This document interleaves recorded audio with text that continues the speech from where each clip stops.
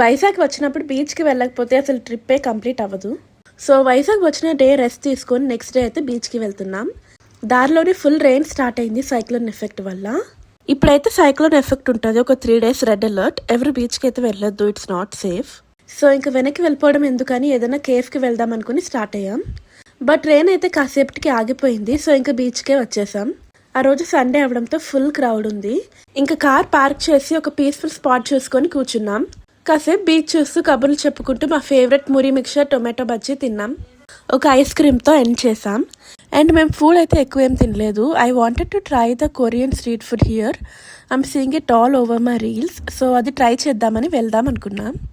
ఇక్కడ I wanted to try the ramen here. In fact ramen try చేయడం ఇదే first time నాకు. ఎప్పటి నుంచో ట్రై చేద్దాం అనుకుంటున్నా బట్ కుదరలేదు. బట్ యా, ఇక్కడ మేము ఒక ramen, chicken pav and Korean sandwich తీసుకున్నాం. సో ఫస్ట్ అయితే రామెన్ ట్రై చేసాం. సో ఇది నాన్ వెజ్ రామెన్. ఇందులో chicken, egg and veggies and some broth వేశారు. It's looking good actually. But coming to taste it was not as expected. నేను మంచి ఫ్లేవర్ఫుల్గా ఉంటుంది అనుకున్నా but it was a little bland. చప్పగా ఉంది కొంచెం, నాట్ సో టేస్టీ. బట్ చాలా రివ్యూస్ చూసా saying it was good. Maybe ఆ రోజు అలా ఉందేమో అనుకుంటున్నా నేను. And next try the chicken bao. ఇది బాగా నచ్చింది నాకు. సాఫ్ట్ అండ్ ఫ్లేవర్ఫుల్గా ఉంది. Can definitely try this again. And next sandwich అయితే ఫ్రైడ్ ఉంటుంది. ఇంటికి వెళ్ళాక అందరూ తిన్నాం.